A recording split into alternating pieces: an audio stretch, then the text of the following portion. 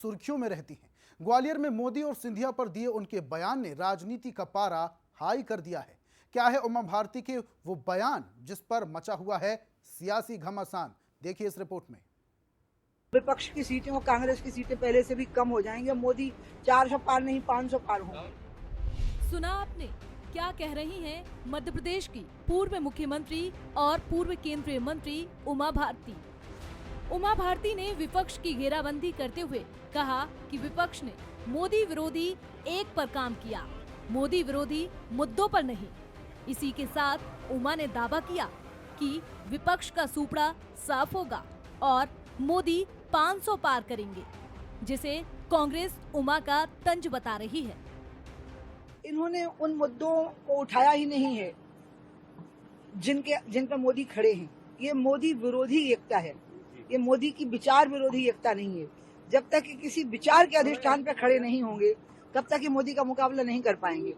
और इसलिए मुझे तो लगता है कि इस चुनाव में विपक्ष का सूपड़ा पूरी तरह से साफ हो जाएगा और विपक्ष की सीटें और कांग्रेस की सीटें पहले से भी कम हो जाएंगी। मोदी 400 पार नहीं 500 पार होंगे। हमें तो ये लग रहा है कि उन्होंने माननीय प्रधानमंत्री महोदय पर अपनी खींच उतारी है, क्योंकि उनको चुनाव की उसमें मैं समझता हूँ रखा ही नहीं है, किसी भी प्रोग्राम में नहीं रखा उनको, और उनको यहाँ तक के बिल्कुल किनारे कर दिया। स्टार प्रचारक भी की सूची में भी बाद में शायद शामिल किया है, पहले तो किया भी नहीं था। तो उमा जी कहीं दिखी भी नहीं, उमा जी की सिफारिश में किसी को टिकट भी नहीं दिया, उमा जी को खुद भी टिकट नहीं दिया। तो मैं समझता हूँ उन्होंने ये तंज कसा है माननीय प्रधानमंत्री महोदय पर। उमा भारती ने 500 पार के दावे के साथ ही ज्योतिरादित्य सिंधिया को लेकर भी बड़ा बयान दिया। उमा ने कहा कि वो ज्योतिरादित्य सिंधिया में बड़ा भविष्य देखती हैं। मैं ज्योतिरादित्य जी में बहुत बड़ा भविष्य देखती हूँ और उनको अमित शाह जी ने बहुत अच्छा किया कि उनको भारतीय जनता पार्टी में ले आए। ये राजमाता साहब की इच्छा थी कि माधवराव सिंधिया जी भारतीय जनसंघ में आ जावें, उसके बाद भारतीय जनता पार्टी में आ जावे। वो नहीं हो पाया, लेकिन अमित शाह जी ने वो इच्छा पूरी की। उमा भारती ने सिंधिया में भविष्य देखा तो कांग्रेस ने उमा भारती के बयानों की प्रासंगिकता पर ही सवाल खड़े कर दिए। ये उमा भारती जी की सिंधिया जी के प्रति सद्भावना है। राजनीति में इस तरह की सद्भावना होनी चाहिए, लेकिन हम उमा भारती जी को सीरियसली क्यों लें?